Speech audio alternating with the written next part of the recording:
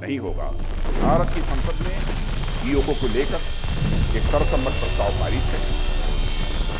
वह भारत का ही हिस्सा था, है और आगे भी हम 26 जून 2023 रक्षा मंत्री ने जम्मू कश्मीर में नेशनल सिक्योरिटी के एक भाषण में ये कहा कि भारत की संसद में पीओके के वापस लाने को लेकर 3 बार प्रस्ताव पारित किए गए हैं। पर इससे भी अच्छी खबर क्या है मालूम? पीओके में रहने वाले लोकल्स ने खुद इंडिया के साथ मिलने का फैसला किया है, न कि पाकिस्तान के साथ। Plead this August Council to stop Pakistan from treating us like animals. दोस्तों ये है मोहम्मद साजाद राजम, जो पीओके के एक्टिविस्ट हैं, जो यूनाइटेड नेशन में पाकिस्तान के अत्याचारों के बारे में बता रहे हैं। We are looking towards India.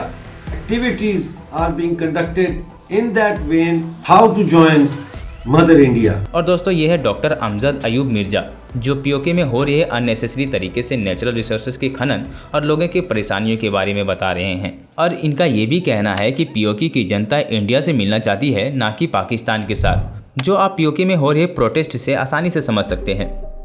पर हमें कुछ ऐसे एविडेंस की जरूरत है जिससे ये कह सके कि पाकिस्तान सच में पीओके को बर्बाद कर रहा है।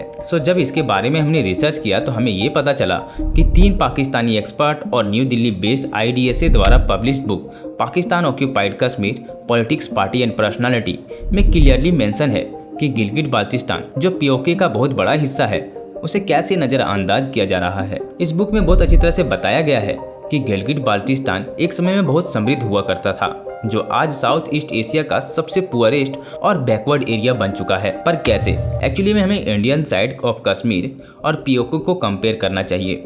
ये है पीओके का मैप, जिसमें मेजर एरिया गिलगिट बाल्टिस्तान है और ये छोटा सा एरिया आज़ाद कश्मीर है, जहाँ पाकिस्तान के अनुसार एक इंडिपेंडेंट गवर्नमेंट है जो वहाँ के सारे चीज़ों को कंट्रोल करती है। बट एक्चुअली में ये पपेट गवर्नमेंट है। असल में यहाँ का कंट्रोल पूरा पाकिस्तान के पास है, जिसके बारे में हम आगे चैप्टर में बात करेंगे। अब हम इंडियन साइड ऑफ कश्मीर और पीओके के बेसिक फैसिलिटी को देखते हैं। जहाँ जम्मू कश्मीर में 2800 से भी अधिक गवर्नमेंट हॉस्पिटल है, वहीं पीओके में केवल 23 हॉस्पिटल हैं। वहीं यूनिवर्सिटी की बात करें तो जम्मू कश्मीर में 35 है, वहीं पीओके में मात्र 6।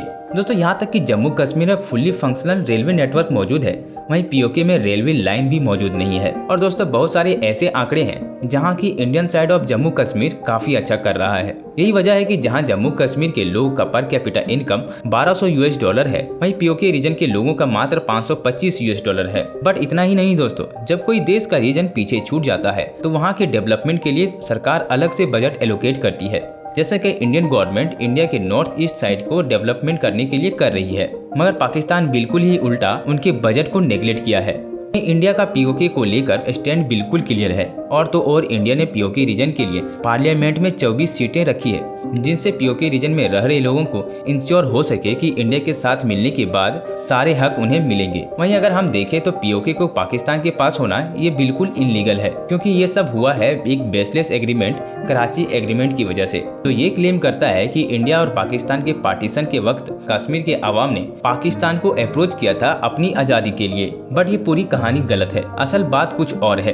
दरअसल 1990 के दशक में पीओके में बेस्ड हाई कोर्ट में गिलगिट बाल्टिस्तान को लेकर एक केस चल रहा था।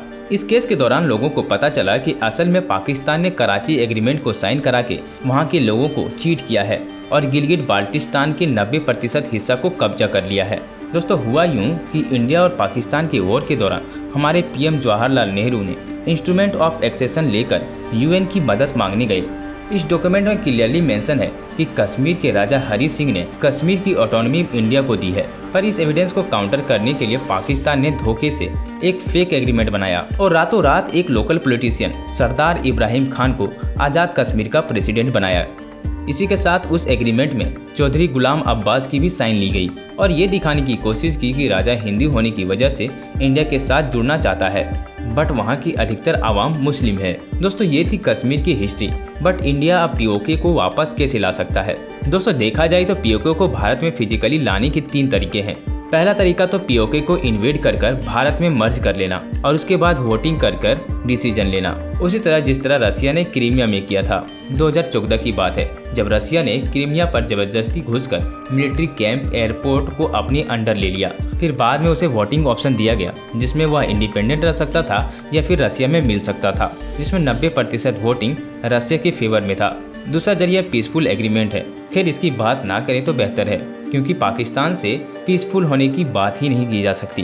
दोस्तों, तीसरा रास्ता है यूएन इंटरवेंशन, क्योंकि पहले भी ऐसे मामले में यूएन ने मदद की है, जैसे इराक और कुवैत के वॉर में हुआ था। इराक ने कुवैत के सारे ऑयल रिजर्व को कैप्चर कर लिया था।